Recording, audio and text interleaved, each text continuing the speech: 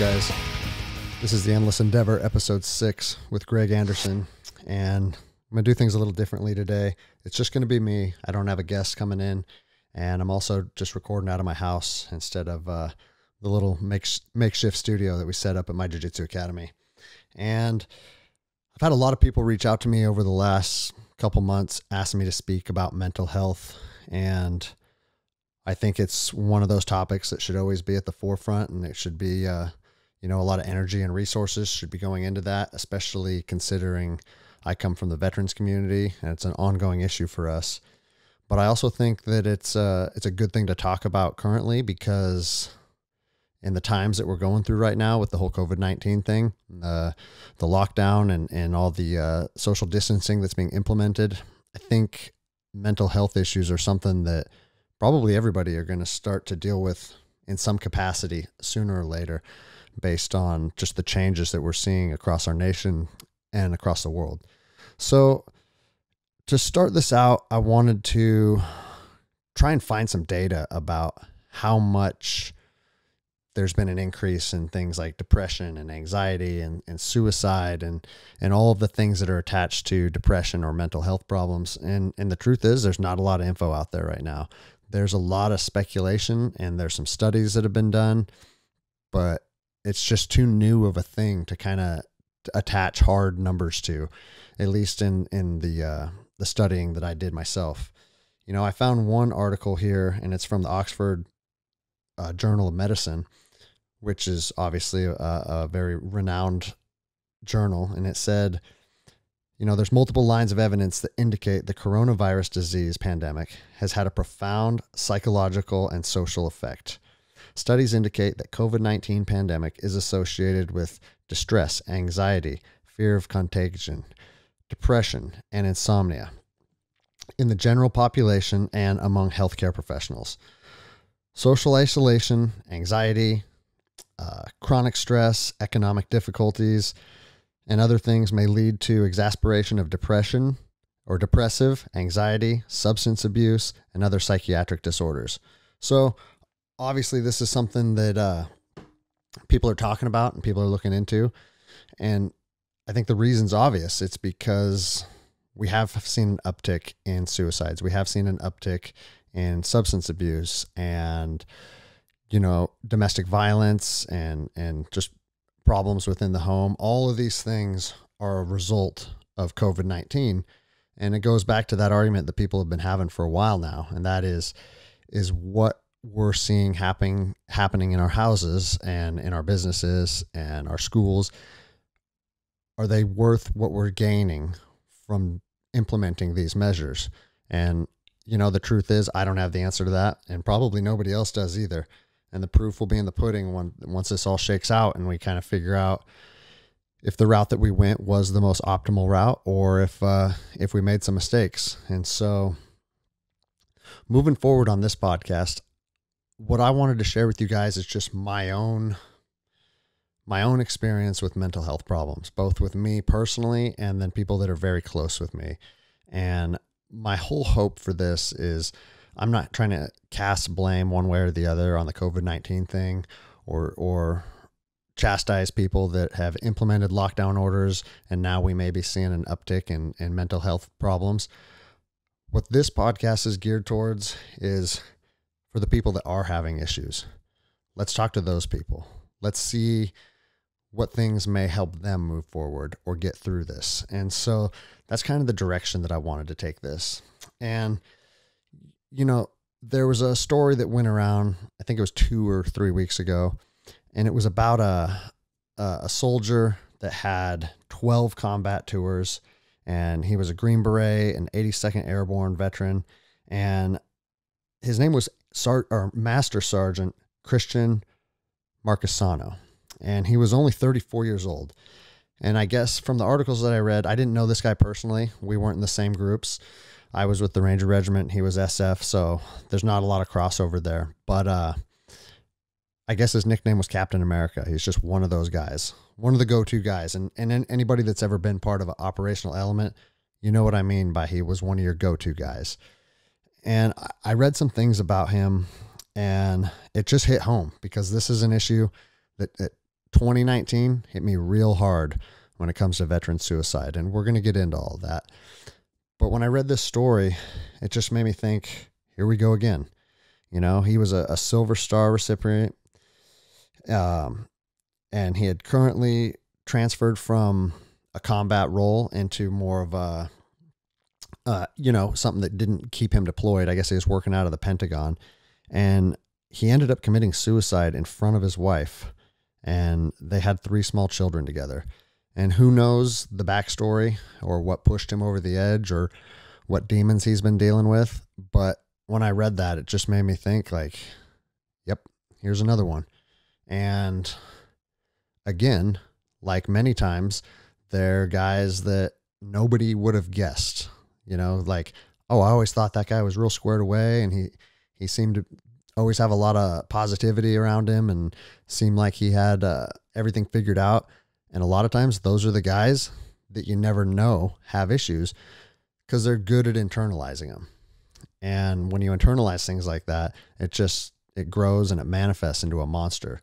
So when I read his story, it made me start thinking about the 2 teammates, almost 3, that I lost last year, and then my own journey dealing with things as well.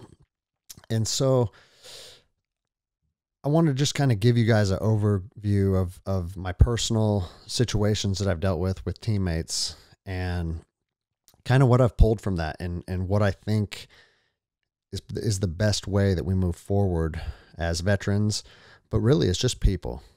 There's a lot of like, I guess there's just a lot of buzz around veterans' mental health, but I think that this problem spreads across society as an entirety. I have lots of friends that have never served a day in their life that struggle with things just like veterans do. So I hope that this conversation goes to people that just are in a bad spot right now, and they can take some things away that others, including myself, have learned from having gone through this before. The first teammate that I lost was in 2019, and his name was Chris Sarika, and we called him Derby. So I don't think I ever even called him by his real name one time. And we were deployed together from 2008 to the end or mid 2009. And we were on the same team in Iraq. And when you're deployed with a 12 or 16 man team, yes, you're close with everybody, but the reality of it is it's some guys you're closer with and you have good relationships with them. I always have good relationships with everybody on my team, and I try and find like common grounds to build those relationships. But the truth is, some guys you're closer with than others. And Chris wasn't one of those guys that was in my inner circle. Once we redeployed home, maybe Facebook messages once in a while, but there wasn't any kind of maintained communication or friendship. And so it had really been 10 years since we'd seen each other. But that doesn't change the fact that he's married and he has kids and he owned a gym. And I look at his life and the parallels that I can draw to my life, and it's still just a devastating blow to get that call and say, "Hey man, have you heard what happened yet?" And it just really took our whole team by surprise. And you hear the 22 a day thing, and you know that it's an epidemic in the veterans community. But once your own team loses a guy to suicide, it affects you a little differently. And even after that, even after Chris killed himself, I still was unwilling to share my story to the level that I've since become comfortable doing so. And it's strange that it takes events like these before it's okay to start opening up about it. And so our team got together and did we opened up like a big group text message and a thing on Facebook to try and just be accountable and check in and talk to each other more often and try and make sure that nothing like this happens again.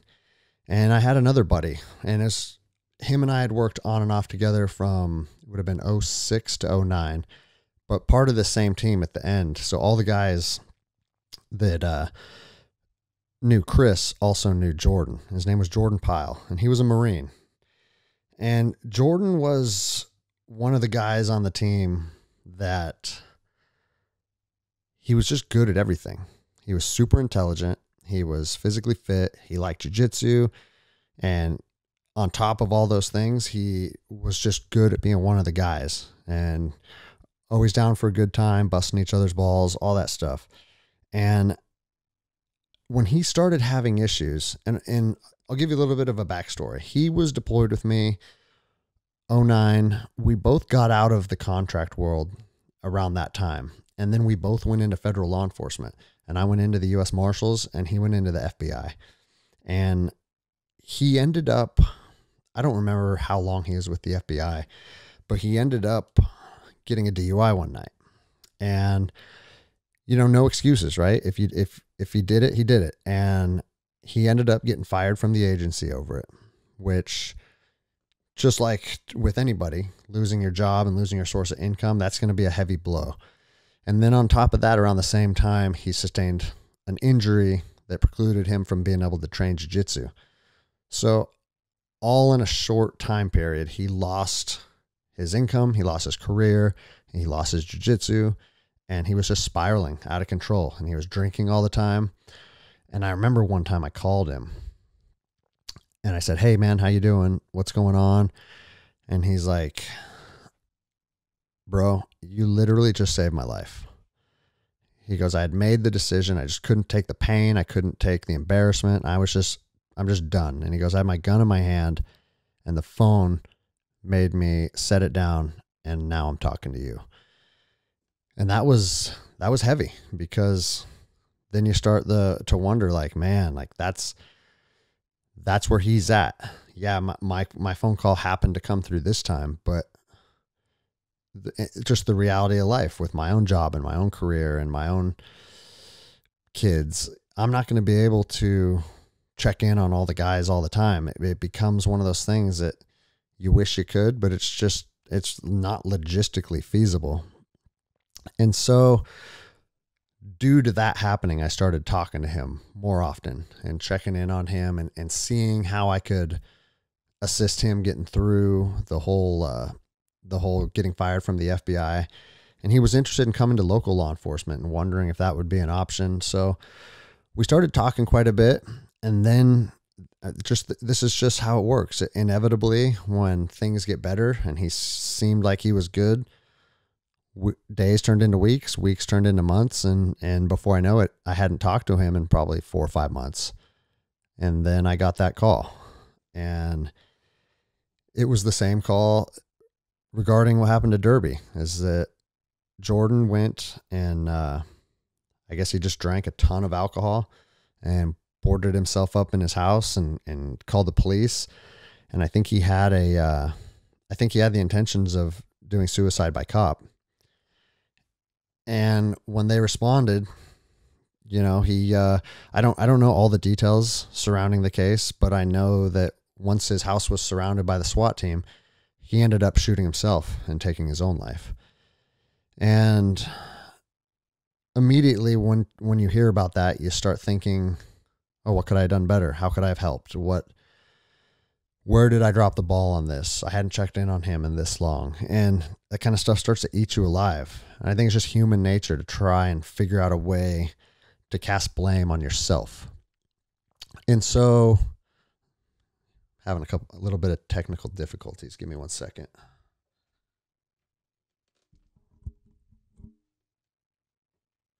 There we go.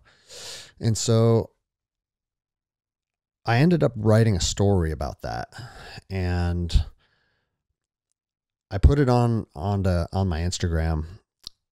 And one of the guys who was a SWAT officer on that call out somehow came across my message, and he wrote me, and he's like, "Hey Greg, I was one of the guys that was on the perimeter that night." And he gave me a little bit of details of what happened. But more importantly, what he said is, man, I wish I'd known that he was a former Marine and then also somebody that did contract work in Iraq, because I did both of those things for a long time before I became a police officer. And he goes, knowing what I know now about Jordan from coming across your story, I wonder if things could have played out differently. Because could he have connected with him on their paths and identified with some of his struggles? But here we go again. It goes right back to us looking at a fault within ourselves and a reason to believe like maybe not necessarily contributed to it, but didn't do what we could have done to had a better outcome. And so that one hit me real hard. And it made me start to think that opening up about this kind of stuff is okay. And, you know, someone who ended up sharing that story is Rudy Reyes. If you guys aren't familiar with him, you can check him out on Instagram. But Rudy Reyes' story is he's a Force Recon Marine, and he's a super athlete and someone that just works out all the time. And on the outside looking in, you're like, that guy has everything going for him. He's super fit and he seems happy all the time, and he always has a big smile on his face.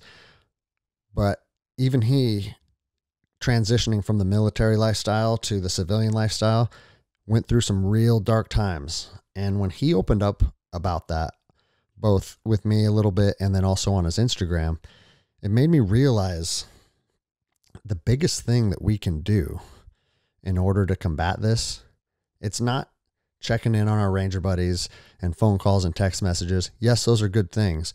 But I think the biggest thing that we can do is just be vulnerable and raise your hand and admit, hey, I've been there myself. This is something that I've dealt with. This is something that you're probably dealing with, and it's okay to talk about. And it's not shameful and it's not embarrassing. And it took all of these little incidents happening over and over before you start to think, hey, you know what? I'm not going to be embarrassed to talk about this anymore. And it's led all the way up to this point where I'm doing this podcast now, telling these stories. So the next incident that happened was very similar to the last. And he's a good friend of mine, and I'm not going to say any names or specifics to this story because that's not fair to him. But it ended up being a very similar situation where a SWAT team had his house surrounded, and it was either going to be suicide by cop or exactly what Jordan did. That's the direction that it was looking. And he called me and he said, hey, Greg, I just wanted to let you know, I've always considered you a brother. I love you. And this will be the last time that we talk. And I wanted you to hear that. And then he hung up. Or no, correction. Right before he hung up, he goes, the SWAT team has my house surrounded. I don't have much time left. And then he hung up. And I tried to call him back immediately and no answer. And I started just almost panicking, but in a calm manner. I was panicking internally because I knew where this was going, and I know him, and I know he's a wild man, but also just in that state of panic, planning and thinking, what's the best way to handle this situation?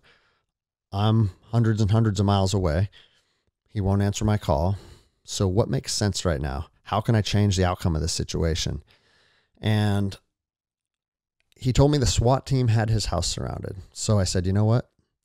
If the SWAT team has his house surrounded, I'm going to call the local PD and I want to talk to the commander. And that's exactly what I did. And I was a police officer myself at the time, so I identified myself as who I was. And their dispatch center asked me, or I asked them, I said, do you guys, this is who I am. Do you guys have a house surrounded? Does your SWAT team have a house surrounded right now, about to make entry? And obviously they said, we can't give any information out over the telephone. And I said, yeah, I understand what policy and what your normal procedures entail. But if you're about to make entry on a house, I need you to dispatch me through to the SWAT commander. And thank God they did. They really did. It was amazing. And I ended up talking to the commander and told him, hey, this is who I am. This is the situation. This is who this guy is. And gave them a little bit of background that it would be a very, very bad day for everybody if they made entry into the house. And he was able to peacefully resolve it. And the SWAT commander I'm getting kind of emotional just talking about it. The SWAT commander got a hold of me afterwards, and he's like, "Hey, really appreciate what you did. That took a lot of courage, and it also helped the situation because I myself am a combat veteran and have dealt with some of these things." And so we were able to make that connection between the SWAT commander and my friend inside of his house. And I'm not here to say that my phone call is what resolved the situation and I'm the hero of the day.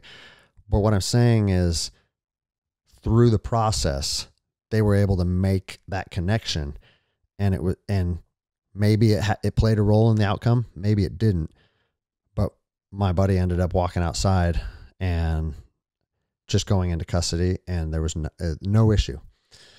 And it really worked out perfectly because he hadn't even committed any type of crime. It was one of those things where the police show up because they got a call and they were concerned about something, and you say, "Fuck you, get off my property."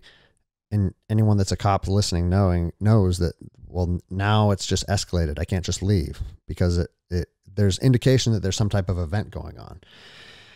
And so, yeah, he didn't get in any trouble and everything's good. And we resolved that one exactly how we hope they all get resolved. But again, it put me in a position where it made me think this message needs to go out there on a broader spectrum than tracking down one SWAT commander and talking to him right before it's about to pop off. Hopefully we can rewind several steps and try and get ahead of it before it ever even gets there. And so why are so many of us warriors or guys that consider themselves like fighters and winners, why are they dealing with PTSD? Where is this stemming from originally? And I'm sure that there's probably a conglomerate of reasons of what contributes to guys going down this path. But I'll tell you, I think that violence that you see overseas doesn't play the role in people developing PTSD that people think that it does. I don't think that, at least from my circles, from what I've seen, guys that killed a lot of bad guys, a lot of times they're completely fine. And I think that that's a good thing. I don't think that you should be deployed and confront the enemies of your country and then have to suffer for it and feel bad about it. And from my own personal experience, I haven't seen a lot of that. What I do think contributes to it, there's two things that I think contribute to it, or I should say three. I think violence that you're subjected to overseas in collateral damage. And we've all seen kids get blown up, and we've seen innocent civilians get caught in crossfires. Those are the things that I think weigh heavy on you. And I think they weigh heavy on you, not in the moment and not in the days or months, but really the years following. At least for me, like, I didn't reflect on seeing kids die until I had my own kids. And then I would think about that, like, wow, they're just people. They were just little girls, like, just like your little girls are. There's no difference. They just happen to be born in a different place. And that stuff starts to kind of eat away at you and makes you go down rabbit holes. And maybe they're good rabbit holes. Maybe you do need to bridge that gap of humanity, because when we were young and we were 22, 24, 27, like, we didn't make those connections. When people would die, we would just laugh it off, usually followed by some kind of callous joke. And that would be what we would do. And I don't think that it really affected guys while we were over there. So I think seeing the civilian population just get battered the way that they did, I think that's why we're seeing soldiers reflect later in life and still have an issue around that. The other thing that happened overseas that would affect guys is obviously losing their friends, losing their Ranger buddies. And I was fortunate in that regard. I did, my platoon, guys that I grew up with in my platoon, Jay Blessing and Ricardo Barraza was in my company. They got killed in action from Alpha Company 2nd Ranger Battalion, but I wasn't with them when it happened. And so that makes it, I didn't lose teammates when they were standing right next to me. I didn't go through the door with a guy who didn't make it out. I never had that experience, and I'm grateful. I don't think that that's an experience that anybody wants to have. But I ended up losing my team leader in 2006, and he was, this was a contract, not in the military. But again, he had switched to a new contract, and I wasn't with him when it happened. And we'd worked together. I'd worked under him for the previous 4 or 5 months, whatever it had been. But I think watching that with your own eyes and being a part of that has a profoundly different impact on you than, having a relationship with a guy, having a friend of yours get killed, but you hear about it through a phone call or an email. And then the last thing that I think contributes, and I'm going to say that I think this has the most profound impact on veterans, is adapting to life after the military. Or I'll say after contracting, because those that aren't familiar with contracting, it's basically the military. You're with a group of guys, you're running missions in Iraq and Afghanistan, you have all the same kit, you're fighting, it's almost identical as far as the camaraderie goes. And so once you leave that lifestyle behind you, now what? And that's where I see guys having the biggest problems. And I think that played a big problem in my own issues as well. You have that strong sense of tribe. You have that strong sense of camaraderie, and you're living with a group of guys that would have your back on anything. And men never want to use the word love, just because the American culture has, I don't know, we'll get into that next, but I think the American culture has almost made it emasculating to show emotion or to express love, especially to other men. But the reality of it is the men in your platoon and the men in your team, you love those people like family, and you would do anything for them. And likewise, they would do anything for you. And it's proven. It's proven in real time and real operations. You see these people that you hold a high regard for, that hold a high regard for you, risking their safety and going above and beyond to take care of you, and you go above and beyond to take care of them. And once you put that lifestyle behind you and you move back home, it's going to be almost impossible to find that level of connection with other human beings. And I think that is one of the biggest things that men can't get over. I shouldn't say men and women, because in today's military, the women are on the front lines as well, and they're exposed to all the same things that the men are. And so you get through that with a group of people. Together, you survive, and you share those experiences. And then one day you redeploy and you go to CIF and you turn in all your gear. And the next day you're literally probably sleeping on your mom's couch like I was, because you don't have anywhere else to go. And you're thinking, what's next for work? And, what do I do with myself? And it's easy to get lost in that place. And a lot of veterans go on to do any type of job that anybody else would. There's no difference. There's people that need to stock shelves, and there's warehouse workers, and there's, like people that go to college, and all these different things are the same things that veterans do. And so you may be in Fallujah with a platoon of Marines, and then 3 weeks later, you're working night shift at Home Depot stocking the shelves. And that's a transition that I don't think most Americans, our brains, just that transformation from soldier to civilian is something that our brains don't really comprehend. And I'm going to get into that, and I'm going to tell you why that I think that's the case. I think the American soldier and Marine are raised through a military culture that is just kill, kill, kill. And again, I don't think that's a bad thing. I think killing is the job of a soldier. It's a job of our Rangers and our Marines. And I think that they should be excited to do it and enjoy it while they are doing it. I think all those things are good, but it's just like everything else in this world. We need balance. And I don't think that the U.S. military does a good job at balancing soldiers and Marines' mental health. And I don't know if it's necessarily even something that is happening on a conscious level. I think they realize, hey, we got these guys for 4 years and we have a war that's been going on for 20 years, and let's get them trained up and let's get them deployed. And they do the things that are expected of them as soldiers and Marines. But I think that the culture of not just the American warrior, but America as a whole is one that doesn't necessarily welcome the dichotomy of a warrior. Whereas on one hand, in order to kill, you should also be able to love. And, you know, for those of you that are watching, I'm holding up this book right now,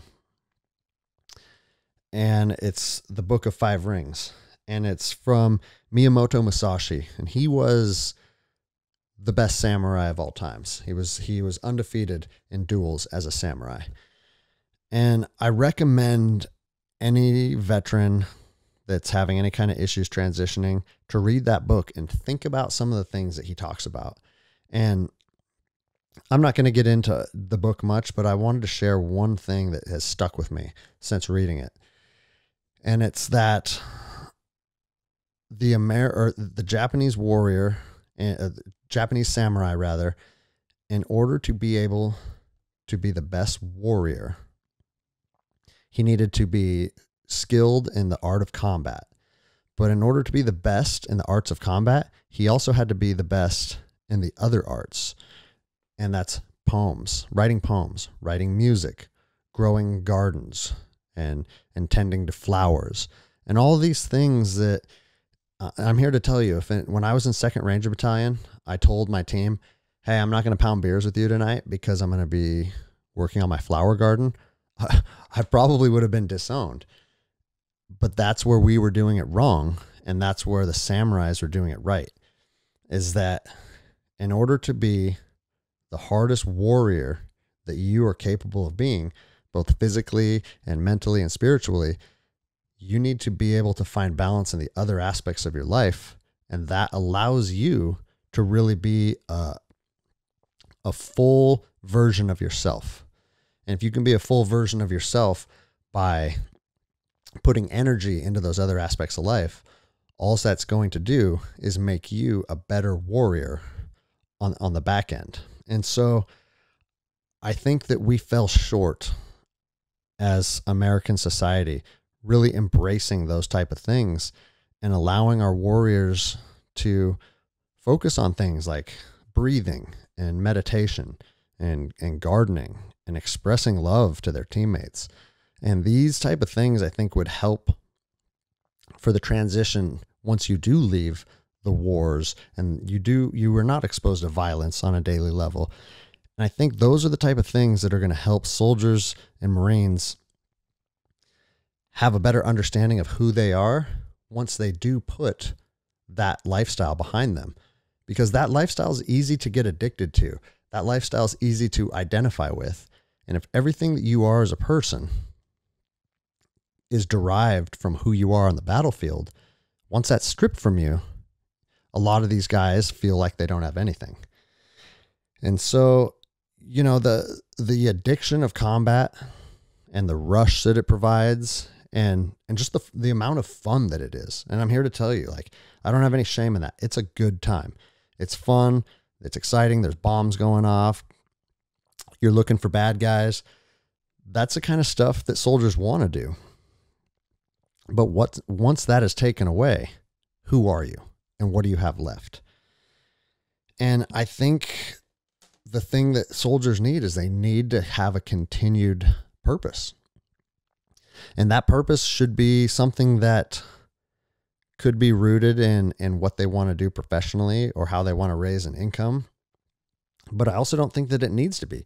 I think they need to find something to put their energy into, something to put their focus on, and then also build a community around. And so if you guys listen to episode 2 or no, it was episode 3 with my ranger buddy, Toby Folk. His answer to that has been mountain biking. And he has become an avid mountain biker and is like, I don't know how the rankings work or whatever, but he's very good at what he does. And he has a community around him and he shares that with people. And for me, it's been jiu-jitsu. And, we're not going to we're not going to go through one episode without talking about jiu-jitsu. But the thing about jiu-jitsu is it still gives you a little bit of excitement when that nervous feeling of combat. And I know that sounds silly if you haven't experienced it, to think that you could draw a similarity between getting in a gunfight and rolling with your friends on the mats. But there's a thing that happens when you're engaged in combat, and that's both with firearms or inside of a vehicle, or even with your friends doing MMA rounds or rolling, is that it just kind of ignites that fight or flight, and that excitement starts to kick in. And now you have to figure out how to win, because that's what we're doing. We're here to win. And jiu-jitsu feeds all of that. It feeds all those primitive needs that are kind of inherently wired into warriors.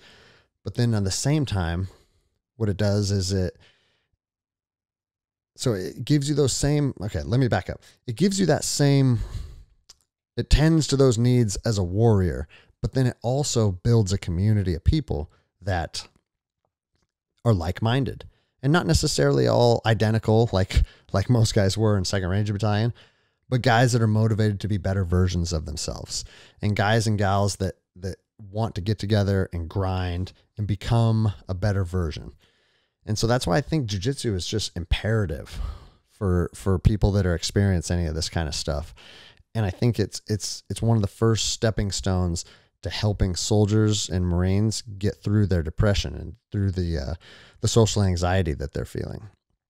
And again, jiu-jitsu was something that worked for me, and I've seen it work for a lot of guys, but you got to find your thing.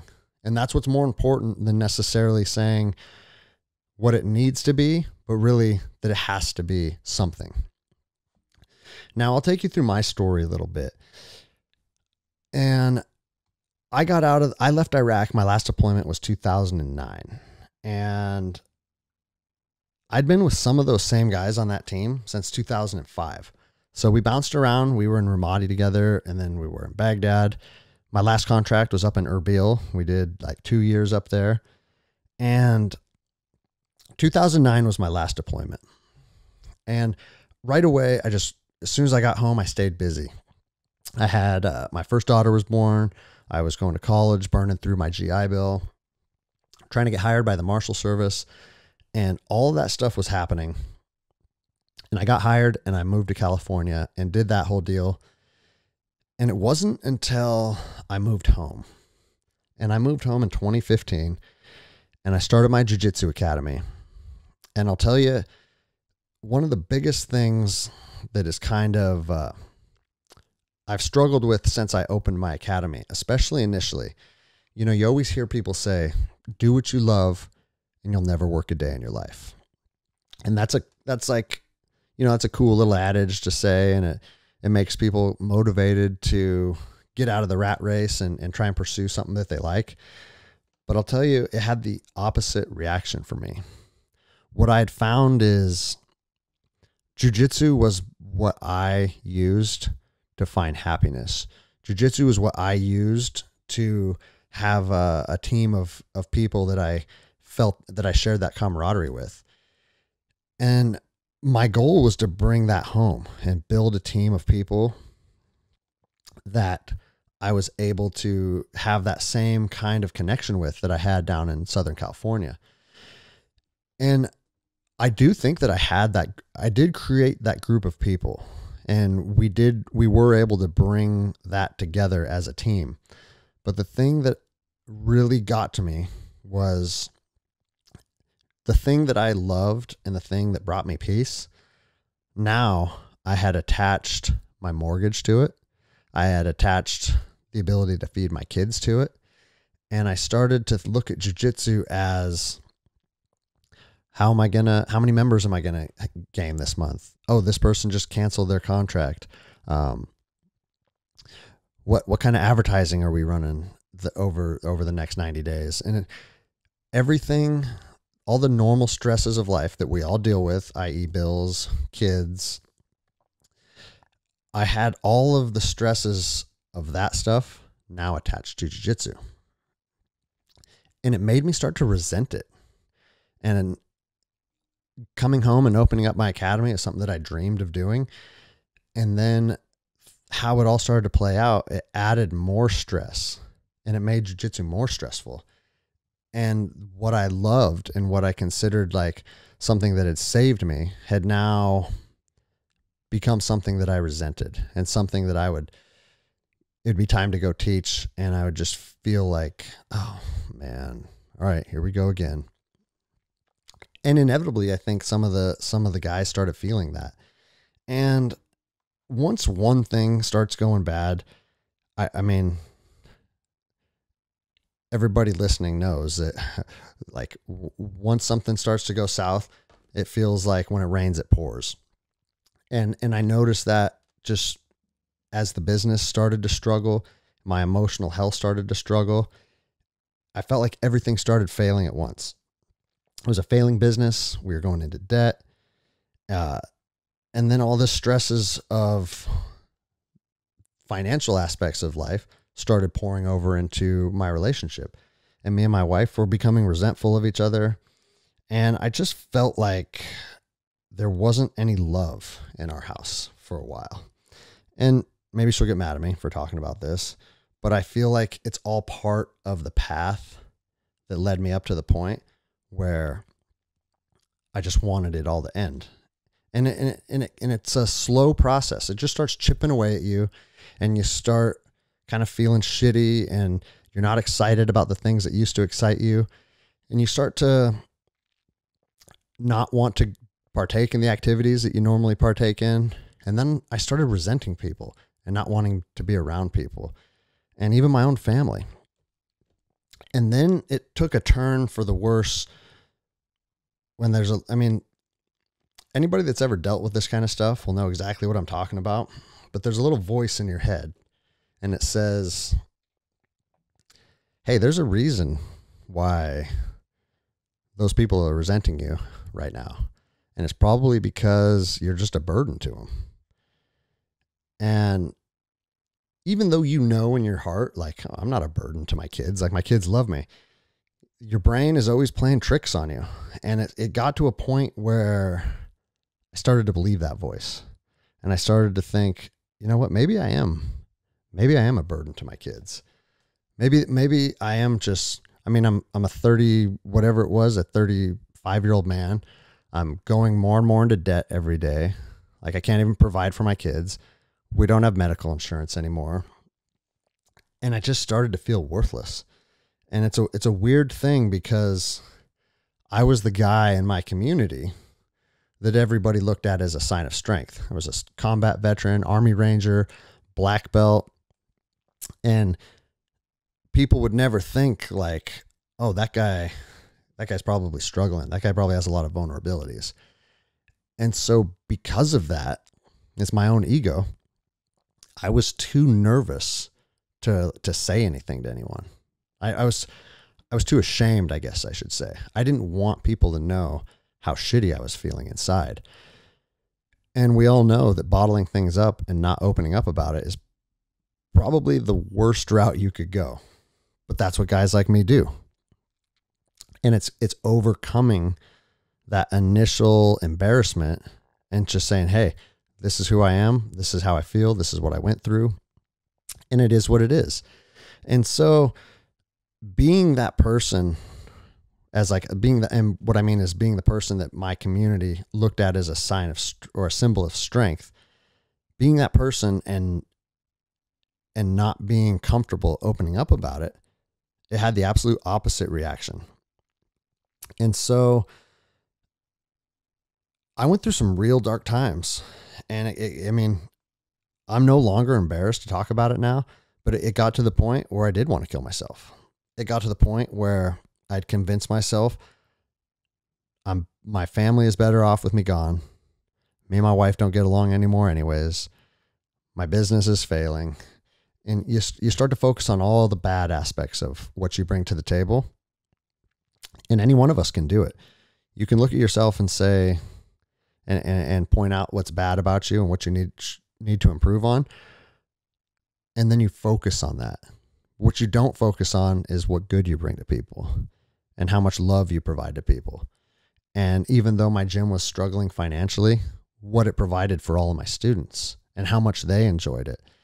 And it's your brain playing that trick on you where you focus on everything that's negative and you don't give anything that's positive in your life. You don't allow the positivity to have a voice. You just shut it out.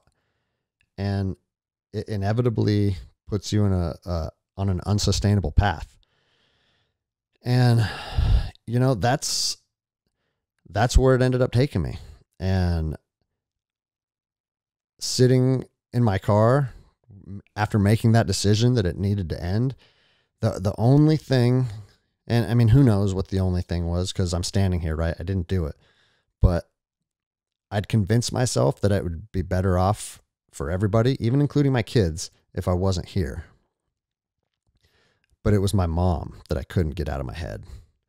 Like I couldn't come up with a way to articulate to my own mind how doing that would serve my mom at all. I'd figured out a way for my wife and for my kids and for my team and my friends, but I couldn't figure out a way to justify it for my mom. And I just started crying, and I was like, I can't do that to her. That's the one woman in this world that I can't do that to. And she just lost my dad, her husband, and was in a lot of pain herself. And I was like, it's not fair. And so, you know, after I went through some of these things, I did seek professional help. And I'm here to tell you guys, never underestimate the benefit of talking to a professional about this kind of stuff. I can tell you right now, my initial reaction was, anybody that wants to make money hearing my story is probably not in it for the right reasons. If this is their profession and they have to earn an income to be able to help me, I don't want to fucking talk to that person. But really all that was doing is just building up a wall and creating excuses for why I didn't want to seek any type of professional help. So I ended up finding a counselor through the VA that worked free of charge, and she specialized in special operations soldiers. That's the only people she would see. Special operation combat vets. And almost immediately, I felt like I had put this off for way too many years. She sat me down, and I'm going to butcher this story because I don't remember the questions that she asked me. But she asked me a series of like 10 or 12 questions. And then after she did that, she started talking to me. And I was in shock because I was like, this lady knows me better than I know myself. It was just bizarre. And I said that to her. I was like, we've only been talking for 10 minutes. And I feel like you have my whole life story figured out.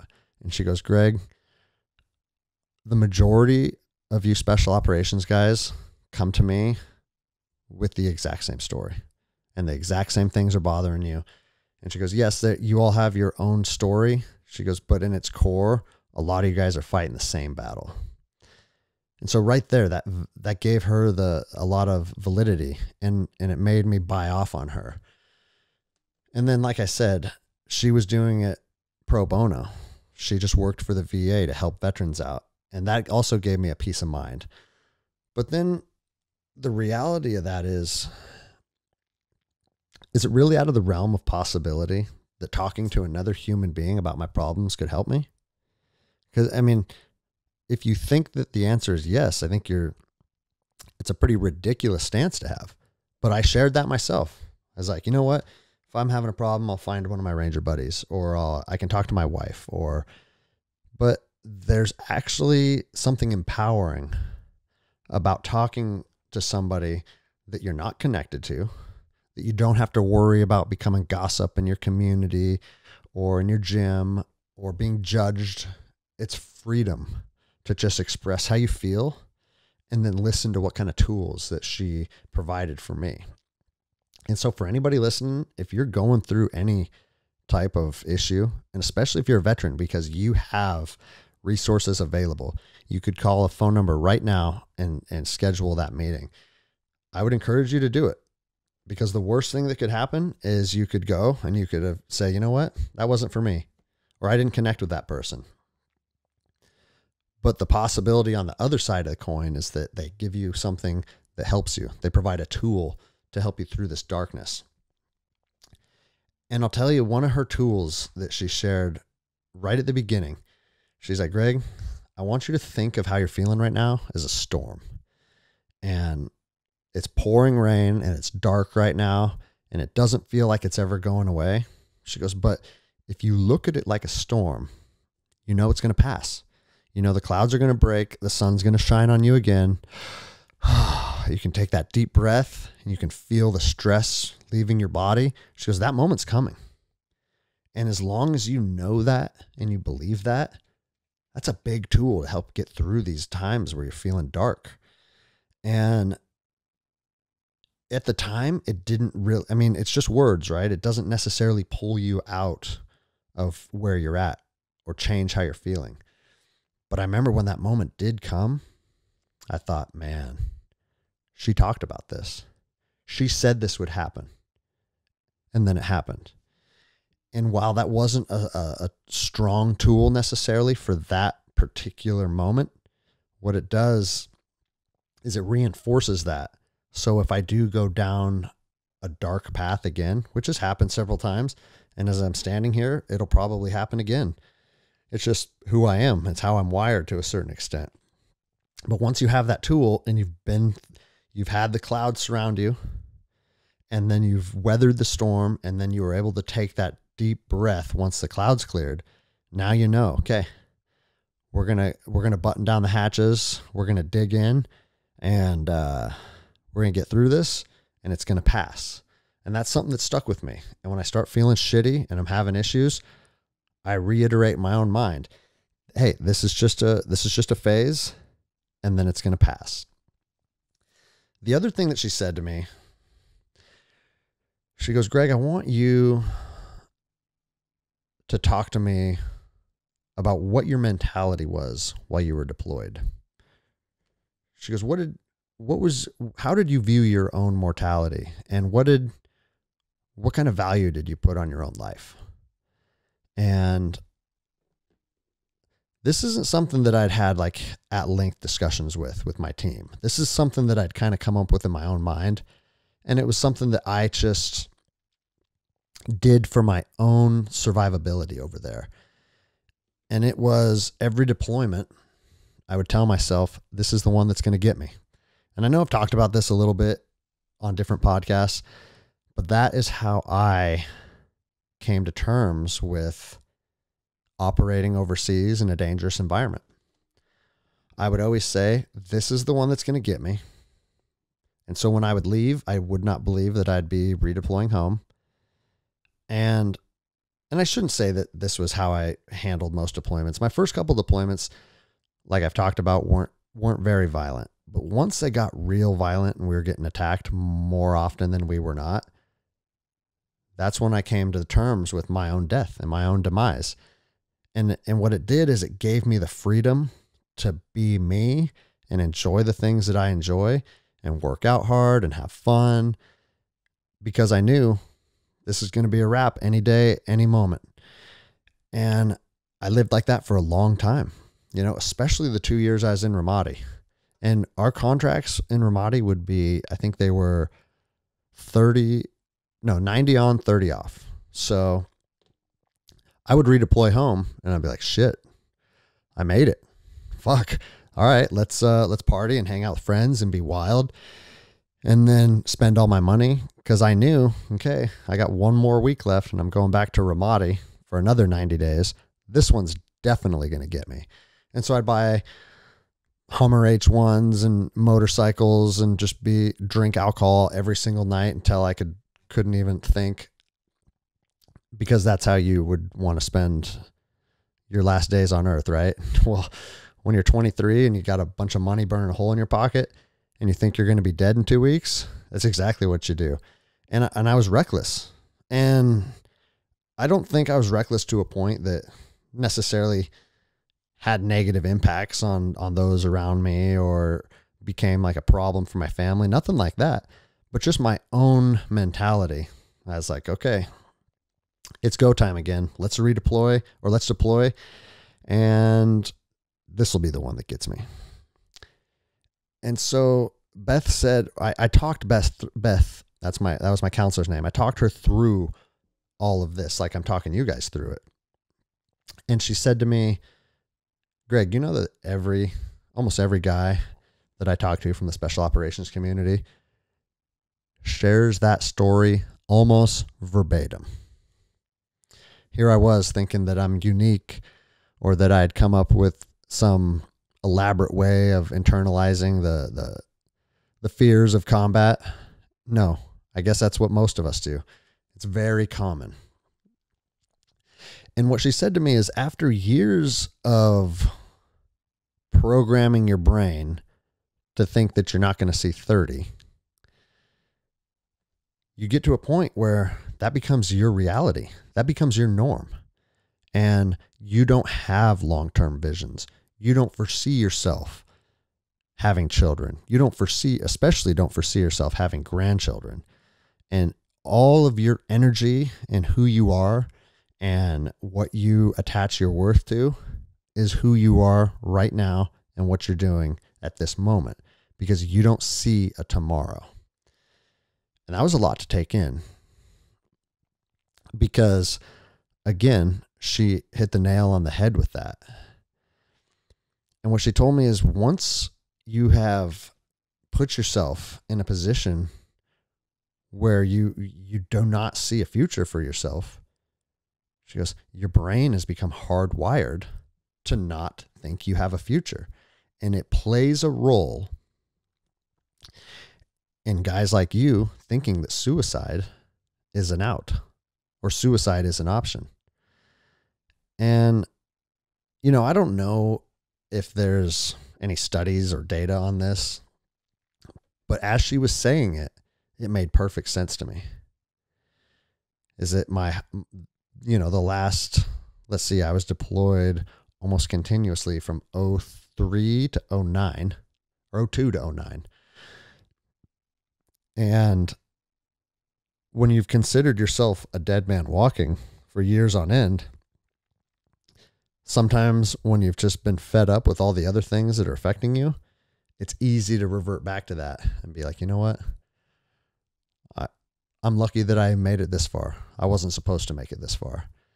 And it seems like an acceptable way to deal with all of the stress and anxiety and depression that you're dealing with on a completely different front. And so the next thing she asked me to do is, she said, I want you to tell a story. She goes, I want you to tell me a story that had a lot of violence involved in it, and something that you saw. And she goes, I want you to tell me about from the moment you got the call all the way until you're back home, and how you're dealing with it, and how you view it now. And I told her a story about a downed aircraft that we pulled the flight crew and the pilots out of. And I've talked about this a little bit. I plan on doing a full episode on this, because this was something that I held on to for 14 years and I thought about often. And I told her that story. And then I told her how I feel about it now and how it's affected me. And she goes, Greg, most veterans, their traumatic stories, they keep to themselves. And she goes, and that's why I wanted you to tell me that story from start to finish, because just having one of your stories be told and having someone sitting here and listening to it validates everything about how you feel about that event and how that event has affected you. And through telling her that story, it even motivated me further to seek additional closure. And one of the guys that we pulled out of the Black Hawk, I ended up contacting his wife and getting her side of that, how she was affected, how her family went through that, and what it did to them. And I actually was able to give her the patches that fell off of his uniform. And I'm going to do a podcast on that episode. I think it's a real powerful message because someone that was involved on the QRF mission of her husband's downed helicopter, making the connection with the family back home and kind of sharing that grief together was powerful. And I think that that's a real important message for veterans to hear, that it's okay to seek closure. It's okay to connect the dots from your past. And so I plan on doing another episode specific to that event, and hopefully she will join me for that. I think it could be incredible. But as far as what I gained from counseling is, you would think that it would be common sense to be pushing 40 and not have the ability to communicate with people about certain things. But that's what I took from counseling. It's just being vulnerable, being able to open up and talk about the things that bothered me, and then listen to other people's perspectives and listen to other people's advice and tools that they provide to help you go through that. And, she always said that I was someone that handled all of these experiences pretty well. She said the majority of my issues would fall under PTSD, post-traumatic growth disorder. Or, I might have butchered that. But you get what I'm saying. Because she thinks most of my experiences led me to being a stronger person and being a better person, as opposed to some of her clients that are just addicted to drugs and alcoholism and they're abusive. But at the end of the day, if my story ended up with me with my Glock in my mouth, hating my life, I wasn't on much better of a path. I was just better at bullshitting people and covering it up. And so, I continued to see her, and I to this day, I mean, it's probably been a year since I've been in there at this point, but that's one thing that she preaches is, hey, initially up front, when you're trying to work through problems, let's talk once or twice a week or as much as you need. But once you're good, you got to figure out how to be good on your own. I'm here to help you come up with the tools and understand how to kind of detach and look at yourself and how to build a stronger version of yourself. But I don't want you to be dependent on me. And that's a common thing in the veterans world. They find this woman that's very pleasant to sit down with, and she really helps you by delving into your experiences and walking you through. But that her goal is not to make you dependent on her. Her goal was to make me see big picture and be able to navigate this on my own. And so she says that from the beginning. She even said to Greg, if you see me in a grocery store, do not say hi to me because we're not friends. And that was kind of interesting because I see exactly what she's saying. If you start to think of that person as a peer or somebody that you can lean on, I don't think you're understanding what service she's providing to you. And so I was able to walk away from that with exactly what she hoped I would walk away from with it. And that's having the tools to navigate this and then have the understanding that the storm is coming and I'll be in the storm and then the storm will pass and I'll be okay. So let's see here. I think that one of the reasons why this is so important to talk about right now is that we're in a place right now, kind of circle around what we talked about in the beginning, where you have a lot of people that are in a bad place mentally and they're feeling isolated. And they may not have the ability to go see their counselor, and they may not have their ability to go to their employment. And all of these things that normally are little outlets, or their gym, all these things that are normally little outlets have been stripped away from them. And so what do those people do? And I think what we all have to do in this is we have to balance, the needs for social distancing and the needs for wearing the mask and the needs for taking the necessary measures to try and keep yourself and your family safe. But you have to take all that into account, and then you have to balance that with what is going to keep me and my family in a mentally healthy place, in a place where the household does not become toxic and we're not angry with each other, and we can pursue happiness and we can try and like strive for goals. And you have to find a balance in all that stuff, because it's all too easy if you let the pendulum swing one way or the other, that, yeah, I might not put myself or anybody in danger of the coronavirus, but I hate myself right now. I hate the situation that I'm in, and I'm in a constant state of depression. Well, that's not success. That's not succeeding. And the other way isn't succeeding either. If you just completely disregard everything and only do what makes you feel good, but potentially putting other people at risk, that's not fair either. So I'd ask everyone to try and find a balance. Find a balance in what feeds your soul as a person and what also helps other people feel like they're being looked out for and concerned for, because this whole thing has become weird. It's put us in a place where if we're trying to do right for ourselves and help our own mental health and physical health, that's saying that we don't care about other people. And that's probably just a political tool, because I don't think anybody on planet Earth doesn't care about other people to the point where they would just purposely get them sick because they don't want to have a mask on. But we're finding ourselves having to balance that and walk that line.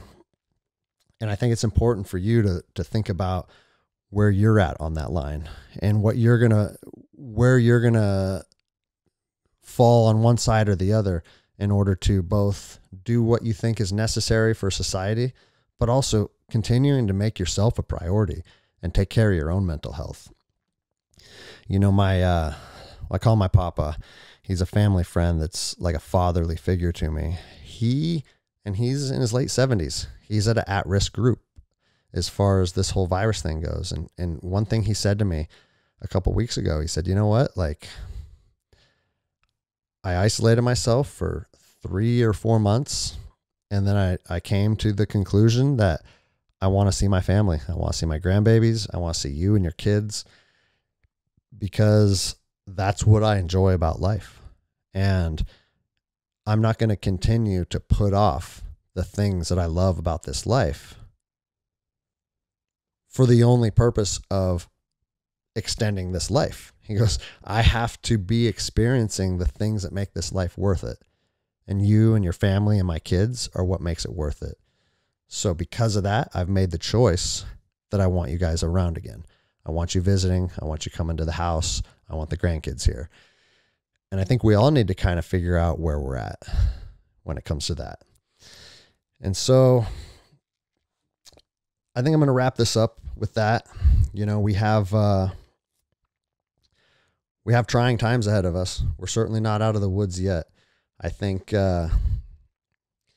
all the stuff that we've been dealing with the coronavirus first stemmed from a place of concern, and then it got manipulated and twisted by politicians and political elites and Hollywood. And now we're all being pitted against each other. And, if you don't want to wear a mask, it's because you hate people. And if you want to go to the gym and work out, it's because you're not concerned about elderly people. And I just feel like the media and our politicians were able to kind of seize an opportunity to just really turn our country into a circus. And it's unfortunate, because a lot of the people in the anti-mask community, the anti-vaxxing community, I know a lot of those people. I consider them friends, and they're not doing it because they don't care about people. They're doing it because they feel like their rights and their liberties are being trampled on. And so I would just ask, as we navigate all of these difficult and strange times together as a society, remember that, we keep seeing signs on the freeways that we're in this together, or you'll see that on commercials on television. but then it's followed by a bunch of divisive bullshit and political agendas. So I would just ask people as we move forward, I think the most important thing we can do is be kind to each other. And then also with that is being kind to yourself. Because once you're kind to yourself and you're living in a state where you're content and you're happy, I think you project that on others. And then that's how they interpret your energy, and moving forward, everybody feels that and everybody can move forward in a positive direction. And for some of us, we have to do that at the gym. We have to do that at our jiu-jitsu. We have to do that with our families. But that's what we have to focus on, being a good version of yourself first, and then you're going to be good for others. So if anyone out there is struggling with mental health or suicidal or depressive thoughts, I would just say open up. Talk to me. I mean, hit me up in a DM. I'm trying to check those way more than I have been in the past. But also hit up your friends, hit up your family. Don't be ashamed of how you feel anymore. Just be you. If that's how you feel, then share that with them and just be honest. All right, guys, until next time, that's going to be Endless Endeavor, episode 6 in the books.